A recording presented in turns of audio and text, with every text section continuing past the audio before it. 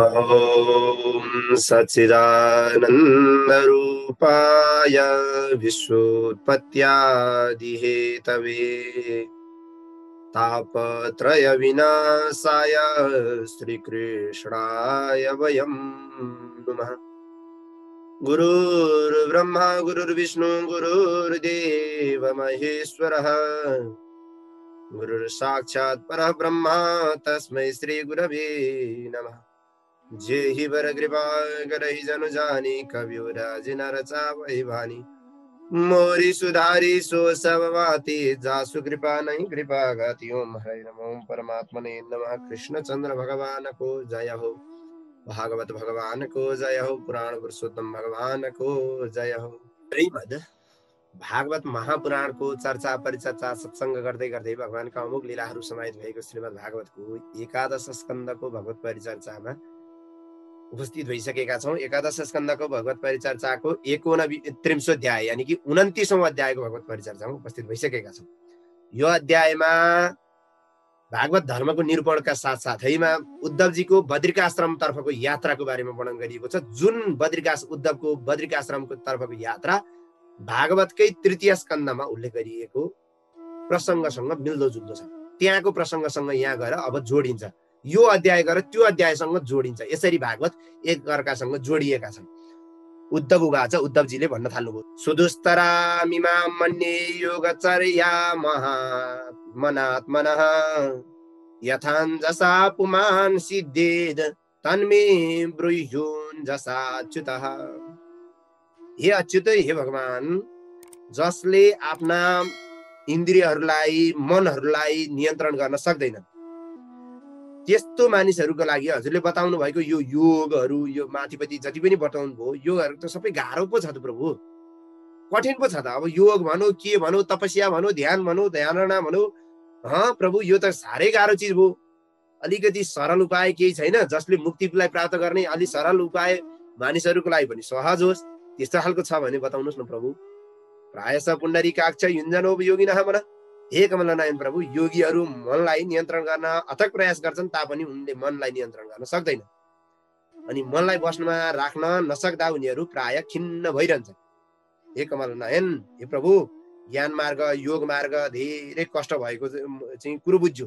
सार वस्तु चाहिँ मैले अहिलेसम्म हजुरले यत्रा चर्चाहरू सुनाउनु भयो, ज्ञान मार्ग योग मार्ग विभिन्न मार्गहरू बताउनु भयो, साह्रै कठिन रहेछ हौ। अलिक कठिन रहेछ, अलिक सरल खालको, अलि आनन्द आउने, अलिकति भगवानको हजुरको चरणको सेवामा मन लाग्ने, हजुरको चरण कमलको चाहिँ चरण कमलले चाहिँ हामीलाई मोहित बनाउँछ भने त्यो मोहित बनाउने हजुरको चरण कमलमा चाहिँ ध्यान लाग्ने, हाम्रो मायालाई नष्ट गरिदिने त्यस्तो सरल उपाय केही छैन प्रभु। हे मुकुन्द, हे अच्युत, सम्पूर्ण प्राणीहरूका परम सुहृद हुनुहुन्छ, परम मित्र हुनुहुन्छ हजुर। ब्रह्मादि देवेश्वरहरू पनि आफ्नो दिव्य मुकुट हजुरले चरण कमलमा राख्ने पादपीठ चाहिँ उसमा चाहिँ रगड्दछन्, ढोक्दछन् होइन। उनीहरूले चाहिँ आफ्नो शिरलाई चाहिँ दिव्य मुकुटलाई चाहिँ हजुरको चरणमा चढाउँछन् होइन। ब्रह्माण्डका आधार हुनुभएका हे प्रभु, हजुरले रामावतार बानरका साथमा चाहिँ लीला गर्नुभयो, कृष्णावतारमा वृन्दावनका मृगहरूका साथमा मित्रता गर्नुभयो। हजुर त हजुरको लागि को मित्र को पराई कोही टाढा छैन। जनावरसँग पनि मित्रता गर्नुभएको छ, कहिले के गर्नुभएछ, कहिले के। अनन्य शरण हुनु हजुर। नन्द गोप आदि गरेका विभिन्न भक्तहरूका अधीनस्थ हुनुभयो, भक्त वत्सल हुनुहुन्छ हजुर होइन। भक्त वत्सल हुनुहुन्छ हजुर। यो हजुरको लागि आश्चर्यको कुरो होइन। सम्पूर्ण जीवहरूका लागि का चाहिँ आत्मा प्रिय स्वामी होइन, आफ्नो शरणमा आएका भक्तहरूको लागि अत्यन्त मनोरथ पूर्ण गरिदिनु नि हजुरको चाहिँ उपकारलाई कुन चाहिँ विवेकी पुरुषले चाहिँ भुल्न सक्छ र प्रभु? हजुरको भोग ऐश्वर्य प्राप्ति हुने होइन, तर प्राप्त भएपछि बिस्तारै हजुरको चाहिँ विस्मृति हुँदै जाने स्वर्ग आदि लोकलाई विवेकले कहिले पनि राम्रो मान्दैनन्। हजुरलाई बिर्सिने, स्वर्गलाई सम्झिने यस्तो लोकलाई चाहिँ कसै कोही विवेकी पुरुष छ भने त्यसले राम्रो मान्ला? मान्न सक्दैन। तर सरल उपाय चाहिँ अलिकति बुझिएन प्रभु। हे प्रभु, सम्पूर्ण देहधारी प्राणीहरूको अन्तर्हृदयमा चाहिँ रहिरहने हजुर, बाहिरी गुरु रूपले रहेर आउनुहुने हजुर, हेर्नुहोस् भगवान नै दुईतिर, अन्तर्हृदयमा आत्मा रूपले प्राणीहरूको अन्तर्हृदयमा रहनुहुने र बाहिर गुरु रूपले आउनुहुने। जताड पनि हजुर ज्ञान गराइदिएर विषयहरूको वासनालाई चाहिँ नष्ट गराएर, पापहरू नष्ट गराएर, दिव्य उपदेश गरेर, दिव्य स्वरूपको प्रकट गरेर साक्षात्कार गराइदिने त्यस्ता परम दयालु पो हुनुहुन्छ हजुर। ब्रह्मज्ञानीहरूले ब्रह्माजीको समान आयुद्वारा पनि सक्दैनन् जसको वर्णन गर्नुभएको त्यस्तो उपकारलाई चाहिँ कसले बिर्सिन सक्छ रे प्रभु भनेर भनिसके पछाडि सुखदेव स्वामी राजा परीक्षितलाई भन्नुहुन्छ हे परीक्षित यस्ता प्रकारले चाहिँ एकदम भगवान कृष्णले आफ्ना शक्तिद्वारा ब्रह्मा विष्णु रुद्र आदिको रूप धारण गर्नुहुने त्यस्ता भगवान चराचर जगतको क्रीडा स्थल मात्रै बनाउनु भएका त्यस्ता भगवान कृष्णलाई अनुरोध गरिसकेपछि उद्धवको प्रश्न सुनेपछि भगवानले पनि प्रेमपूर्ण मुस्कुराउँदै भन्न थाल्नुभयो श्री भगवान उवाच हन्त ते कथयिष्यामि मम धर्मान् सुमङ्गलान् भन्नुहुन्छ हे अहो अब म तिमीलाई अन्तिम उपदेश दिन्छु ल सुना यसलाई भागवत धर्म भनिन्छ यो भागवत धर्म भनेको मलाई प्राप्त गर्ने धर्म हो यसको राम्ररी आचरण जसले गर्दछ संसारको जन्म मृत्यु चक्रबाट हो एकदम दुर्जय बनेको मृत्युलाई पनि जितेर पार पाउँछ कुर्यात सर्वाणि कर्माणि आफ्नो मन र चित्तलाई भगवानमा अर्पण गरेपछि भक्तको मन चाहिँ भगवानको धर्ममा रमाउन थाल्दछ त्यसैले उसले भगवानको प्रसन्नताको लागि एकदम भगवानलाई नै स्मरण गर्दै सम्पूर्ण कर्म गर्नु नै यो एउटा उपाय हो हरेक कर्म गर्दा भगवानलाई स्मरण गर्दै गर्ने साधुजनहरू भक्तजनहरू जहाँ जहाँ बसेका छन् त्यही ठाउँमा बस्न रुचाउँछन् उनीहरू रुचाउनु पर्यो देवता दानव मनुष्य मध्ये जो मेरा अत्यन्तै भक्त छन् ती भक्तहरूको अनुसरण गर्नु पर्यो आचरणहरूलाई चाहिँ स्वीकार्नु पर्यो राम्रो कुराहरूलाई चाहिँ सिक्नु पर्यो चाहे त्यो देवता हुन् चाहे दानव हुन् चाहे राक्षस हुन् चाहे मान्छे हुन् भगवानको भक्त छ भने सिक्नु पर्यो उसको चाहिँ पृथक सत्रेण वामह्यम आफू एक्लैले अन्य मान्छेहरूसँग मिलेर महाराजजी त एकदम वैभव सहित गीत नृत्य वाद्य वादन आदिले धुमधामसँग भगवान प्रसन्नताको लागि एकादशी पूर्णिमा जस्ता विभिन्न प्रकारका पर्वहरूमा यात्रा महोत्सवहरूको आयोजना पनि गर्न सक्छ उसले आफ्नो मनको लागि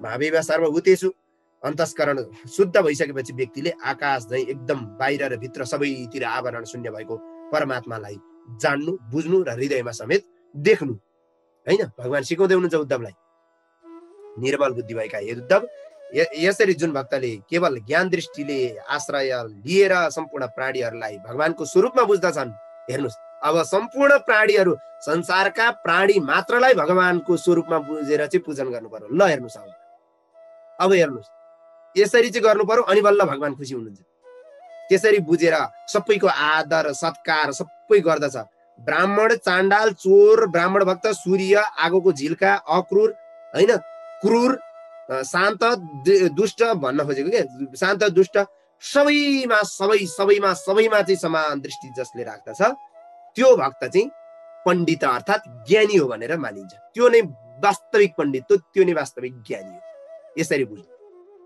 हैन सबैतिर प्राणी जगतमा नै भगवानलाई देख्ने आफू एकदम आफैलाई चाहिँ सर्वत्र व्यापक देख्ने त्यस्तोलाई चाहिँ पण्डित मानिन्छ त्यस्तोलाई चाहिँ ज्ञानी मानिन्छ सबै मान्छेहरूमा चाहिँ जसले भगवानको भावना राख्दछ सबै भक्तहरूलाई थोरै समयमा पनि एकदम अहंकार नगरिकन प्रतिस्पर्धा नगरिकन सबैमा समान भावले चाहिँ गर्दछ भने उसका सम्पूर्ण दोषहरू नष्ट हुन्छन् आफूले नीच भन्दा नीचको पनि एकदम उसले सम्मान गर्दछ उसलाई गर्नुपर्ने समान दृष्टि गर्दछ र ठुला भनिनेहरूका पनि समान दृष्टि गर्दछ र समान रूपमा ऊ सबैलाई चाहिँ भाव गर्दछ बीचदेखि तल नीचदेखि एकदम उच्चसम्म सबैलाई चाहिँ समान दृष्टि गर्दछ भने त्यो नै वास्तविक पण्डित पनि हो यसरी बताइएको छ जो कोही बन्धुले चाहिँ आफूलाई हाँसेर निन्दा गर्दछ भने गरिरहन् हैन भन्ने बुझ्दछ एकदम भगवान श्रेष्ठ हुनुहुन्छ भगवान नीचदेखि माथिसम्म सबै ठाउँमा चाहिँ भगवान हुन्छ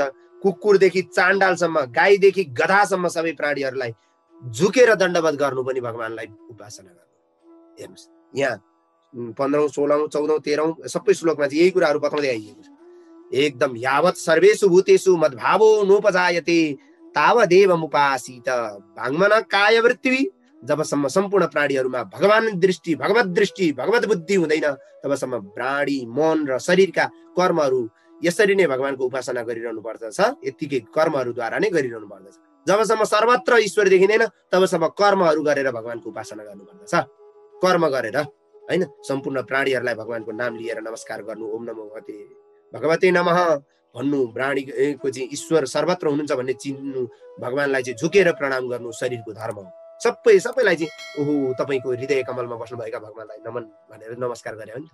कति राम्रो संस्कार छ, कति राम्रो छ, ज्ञान छ। तपाईँको हृदय कमल भित्र रहनुभएका परमेश्वर त्यस्ता भगवान जो मेरो हृदयमा नि हुनुहुन्छ, एउटा ईश्वरले अर्को ईश्वरलाई नमन ईश्वर भनेर नमन गरे हो नि।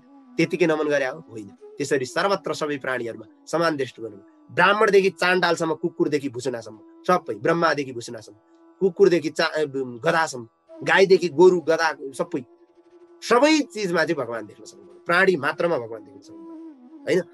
यस्तो उपासना गर्ने उपासक पनि सम्पूर्ण वस्तुहरू ब्रह्म रूप नै हुन् भनेर बुझ्नु, सर्वत्र ब्रह्म दृष्टि हुनु। त्यतिपछि उसलाई आत्म साक्षात्कार रूप ज्ञान हुन्छ र ज्ञानद्वारा ऊ सबैतिर ब्रह्म देख्न थाल्दछ। त्यसरी बुझिसकेपछि ऊ यो सम्पूर्ण सन्देहबाट मुक्त हुन्छ र ऊ क्रियाबाट पनि निवृत्ति हुन्छ। अयम हि सर्वकल्पनाम, मन बाणी र शरीरका कर्महरूद्वारा सम्पूर्ण प्राणीहरूमा भगवानको भावना राख्नु नै भगवानलाई प्राप्त गर्ने सर्वोत्कृष्ट उपाय हो। सर्वोत्कृष्ट उपाय यही नै हो, सम्पूर्ण सर्वत्र भगवानलाई देख्नु, सर्वत्र भगवानमय देखेर चाहिँ सबैलाई चाहिँ भगवानमय मानेर चाहिँ पूजन गर्नु, सबैको पूजन गर्नु।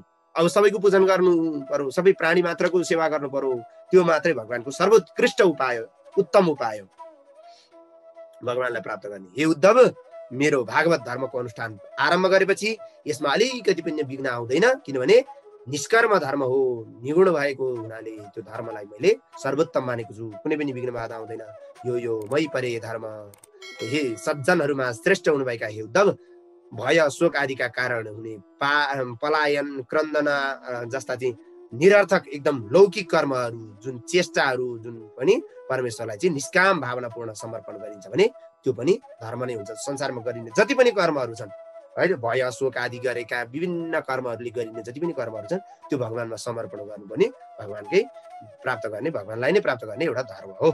आत्मामा अध्यस्त मिथ्या मरणशील मनुष्य शरीरद्वारा नै यसै जन्ममा नै मरणशूल्य यानि अमरत्व प्राप्त गर्ने, सत्य प्राप्त गर्ने परमात्मालाई प्राप्त गर्नु उपाय हो। विवेकीहरूले त्यस्तो बौद्धिक कौशलता हो भनेर बताउनु भएको छ। विद्वानहरूको कुशलता भनेको यो जन्ममा यहाँ नै मुक्तिको लागि केही गर्नु पर्यो, यहाँ नै मुक्ति हुने चाहिँ हुनु पर्यो।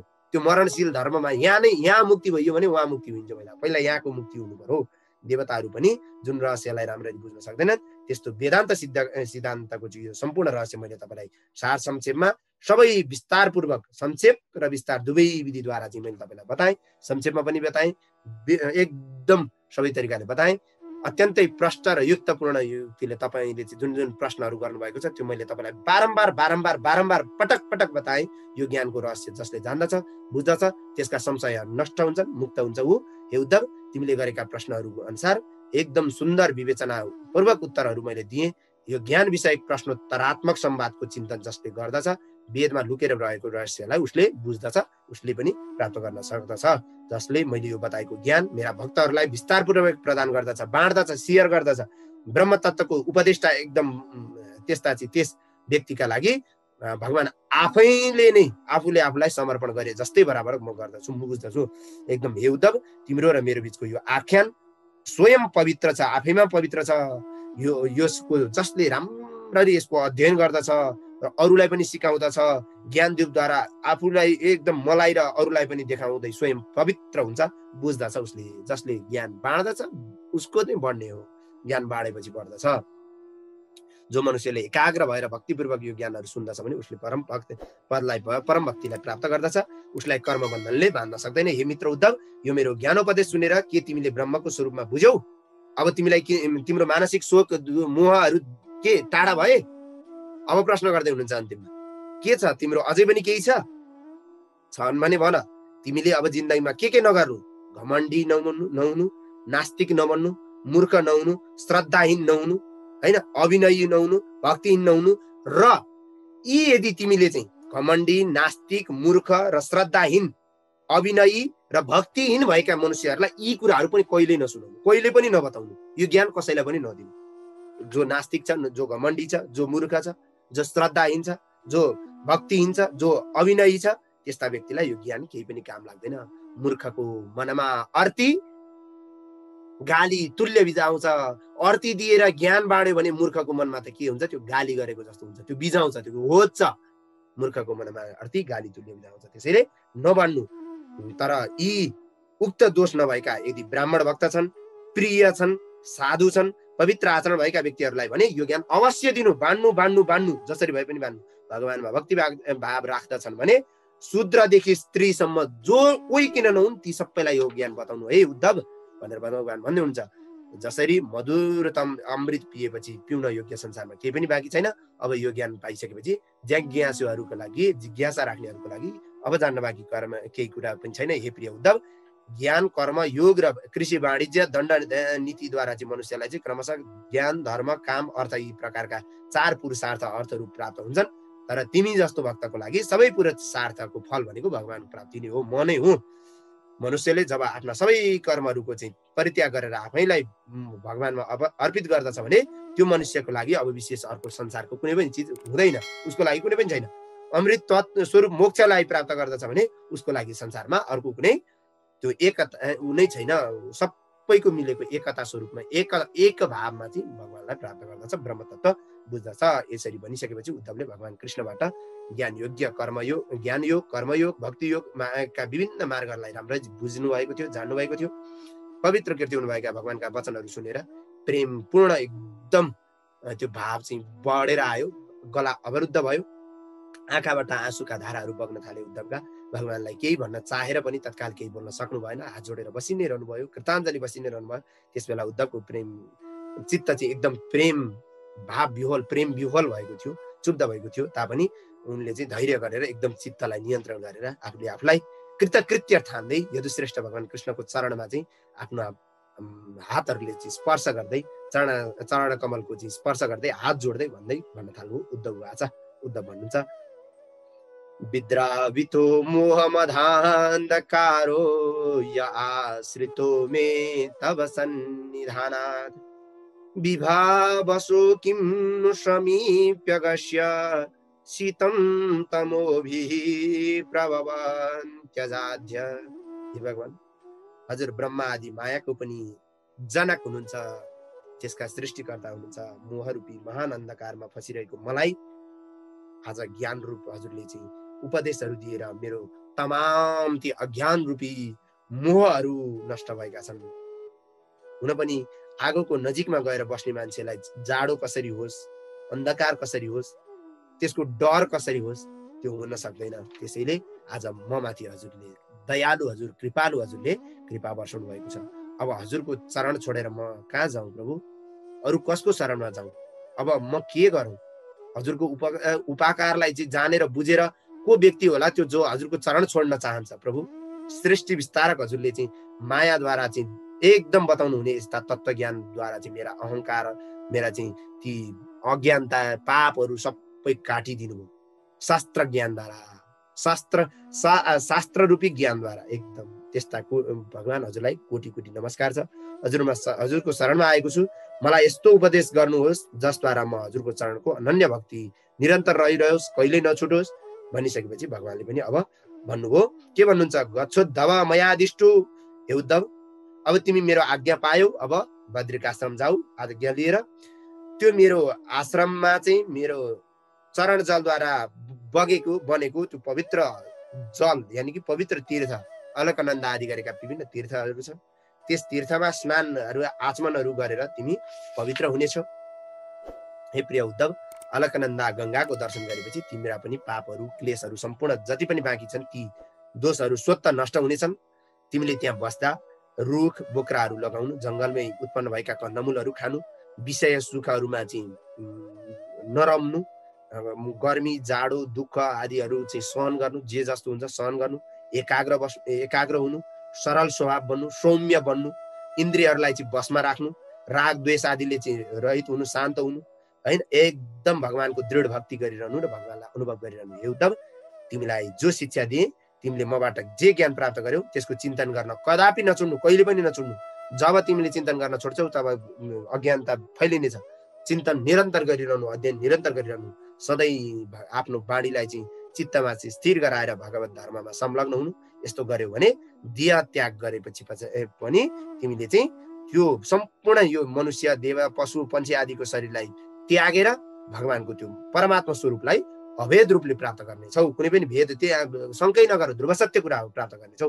भनिसकेपछि शुकदेव स्वामी राजा परीक्षितलाई भन्नुहुन्छ यस्ता प्रकार भगवानको चाहिँ उपदेश सुनेर उपदेश प्राप्त गरेर भगवानको प्रदक्षिणा गरेर उपदेशहरू सुनिसकेपछि त्यसलाई अनुसरण गरेर भगवानको प्रदक्षिणा गर्दै त्यहाँबाट भगवानसँग चाहिँ एकदम आदेश लिएर भगवानसँग चाहिँ आफ्नो शिर झुकाएर चरण कमललाई चाहिँ भगवानको चरण कमललाई आफ्नो प्रेमपूर्ण आँसुद्वारा चाहिँ चरण धोएर उद्धवजी त्यहाँ बद्रिकाश्रम प्रस्थान गर्न तयारी हुनुभयो र भगवानसँग एकपटक प्रेमालाप गरिसकेपछि त्यहाँ भगवानबाट हुन लागेको वियोगबाट भयभीत बनेका उद्धव पनि भगवानलाई त्याग्न नसकी भाव विवल बने र उनलाई ज्ञान भइसकेको थियो। त्यसैले भगवानको त्यो चरण पादुकालाई उनले आफ्नो शिरमा धारण गरे अनि उनी बारम्बार भगवानलाई नमस्कार गर्दै प्रदक्षिणा गर्दै त्यहाँबाट आदेश पाएर बद्रिकाश्रमतर्फ उनी त्यहाँबाट गए।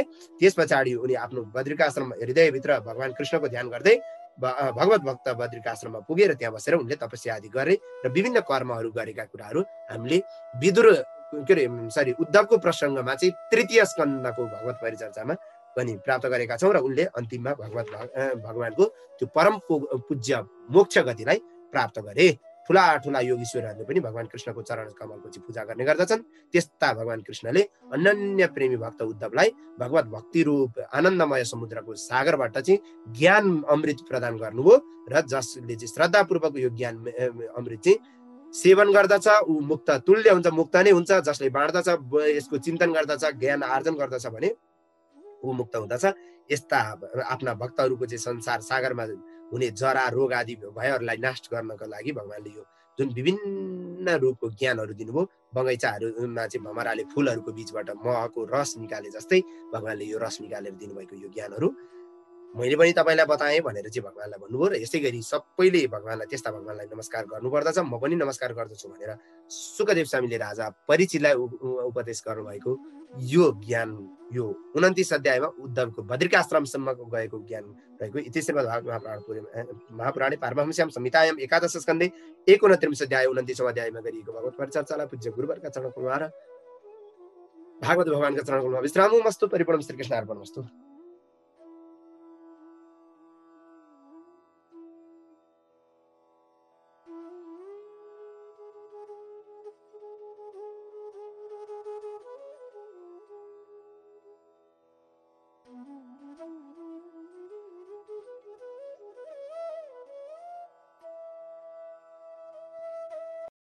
यस्तै भिडियोहरूको लागि हाम्रो च्यानललाई सब्स्क्राइब गर्नुहोस् र फर्स्टमा भिडियो हेर्नको लागि बेल आइकनलाई अन गर्नुहोस्।